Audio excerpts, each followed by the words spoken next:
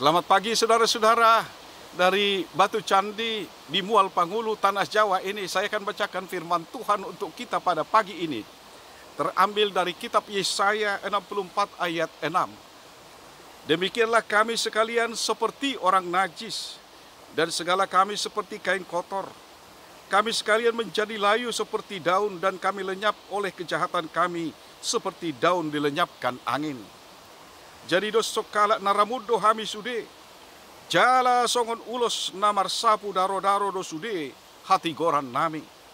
Dibayani malos do hami songon bulung, jala di luah kajahatan nami do hami, songon nani luahon ni alogo. Saudara-saudaraku yang terkasih dalam nama Tuhan Yesus Kristus, ada sebagian dari kita yang tidak suka bicara tentang dosa dan bahkan menghindar untuk mengingatnya. Karena dosa adalah bagian yang paling sensitif dalam kehidupan kita. Meski kita tahu bahwa sesungguhnya tak ada satu makhluk pun di dunia ini yang tidak berdosa bahkan sejak lahirnya.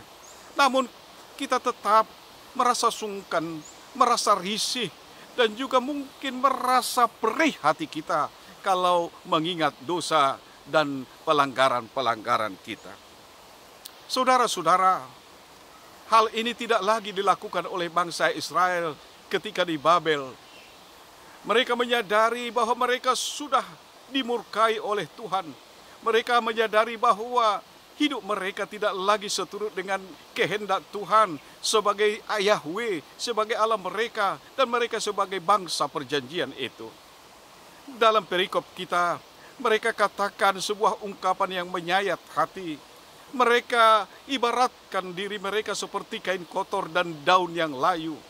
Kain kotor, saudara-saudara, coba bayangkan.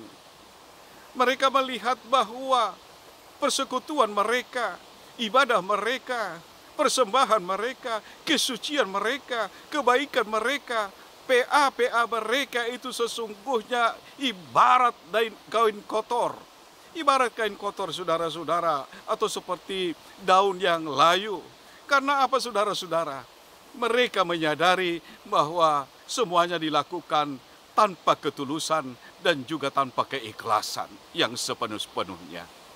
Sehingga mereka tahu Allah pun menyedengkan telinga dan tidak mau mendengarkan doa-doa mereka. Persembahan mereka ibarat kejijikan bagi Allah. Mereka tidak mau merubah hidup mereka sebagaimana diingatkan oleh nabi-nabi, rasul-rasul Tuhan. Mereka menutup telinganya, mereka menutup matanya, sehingga mereka terbuang ke Babel. Nah, di Babel inilah mereka menyadari bahwa mereka sudah menyakitkan hati Allah.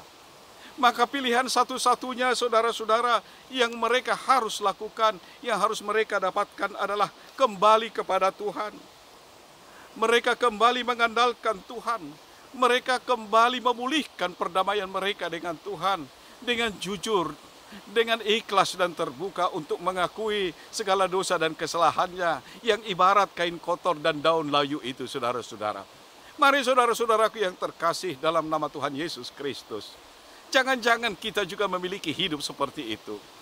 Segan untuk membicarakan kekotoran itu, pelanggaran itu, hal-hal yang menyakitkan hati. Jika ingin dipulihkan, saudara-saudara, datanglah kepada Tuhan seperti bangsa ini, menyadari keberadaan mereka yang bahkan seperti bejana tanah liat di mana Tuhan sendiri yang membentuknya. Bejana tanah liat yang mudah hancur, yang mudah rusak, yang begitu rapuh. Begitulah kita di hadapan Tuhan. Selamat pagi saudara-saudaraku yang terkasih dalam nama Tuhan Yesus Kristus. Salam dari Tanah Jawa, salam dari Mual Pangulu, salam dari Batu Candi. Horas untuk kita semua. Mau lihat